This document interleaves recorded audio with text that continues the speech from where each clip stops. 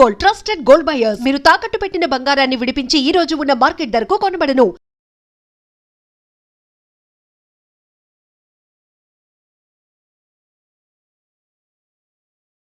Hi నమస్తే, welcome to iDream media. నేను మీ రొద్దం శ్రీనివాస్. అయోధ్య రామాలయంలో ఇంటి దొంగలు, సంచలన నిజాలు. అయోధ్య రామమందిరం విరాళాల చోరీ కేసు అసలు తెర వెనక ఏం జరిగింది?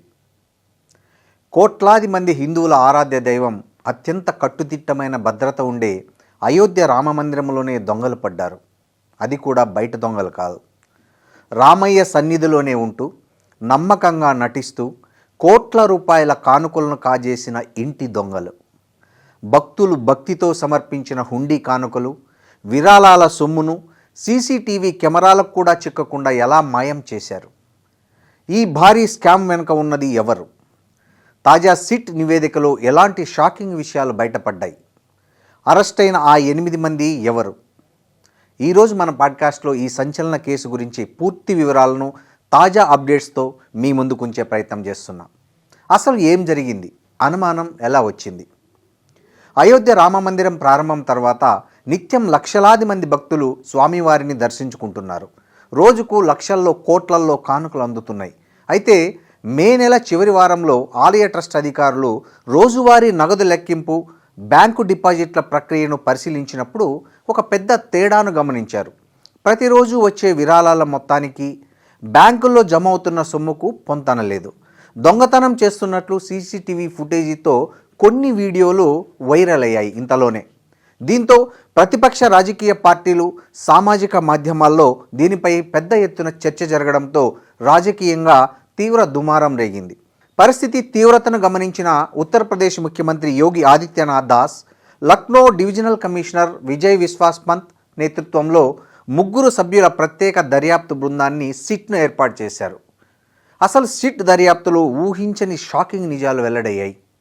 సిట్ అధికారులు రంగంలోకి దిగి లోతుగా విచారణ జరపగా మైండ్ బ్లాంక్ అయ్యే నిజాలు బయటపడ్డాయి. కేవలం నగదు మాత్రమే కాదు, రాముడి పాదుకలు, ఒక హారం మరియు సుమారు 60 కేజీల వెండి ఇటుకలు కూడా మాయమైనట్లు దర్యాప్తులో గుర్తించారు పోలీసులు.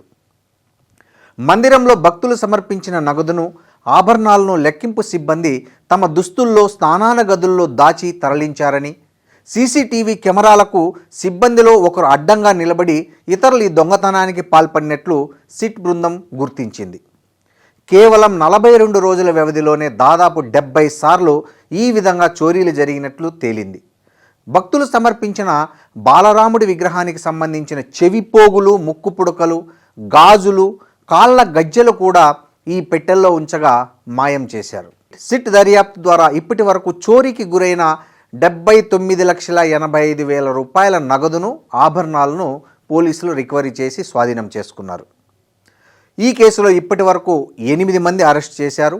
సిట్ ఇచ్చిన ప్రాథమిక నివేదిక ఆధారంగా యూపీ పోలీసులు తీవ్రమైన సెక్షన్ల కింద ఎఫ్ఐఆర్ నమోదు చేసి విరాళాల దొంగతనానికి పాల్పడిన 8 మంది నిందితులను అరెస్టు చేశారు.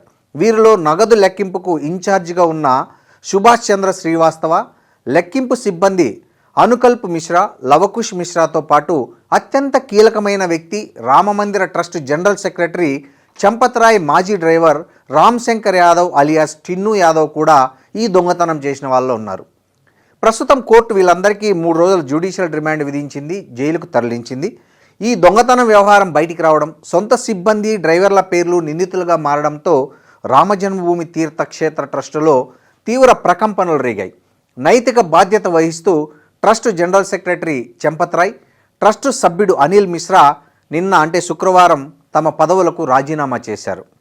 ఈ కేసుపై సీఎం యోగి ఆదిత్యనాథ్ దాస్ తీవ్రంగా స్పందించారు. అయోధ్య కోట్ల మంది హిందువుల నమ్మకానికి ప్రతీక, భక్తుల నమ్మకాన్ని, ప్రజా విశ్వాసాన్ని దెబ్బతీసే ఎంతటి వారినైనా సరే వదిలిపెట్టే ప్రసక్తే లేదు అని సీఎం యోగి హెచ్చరించారు.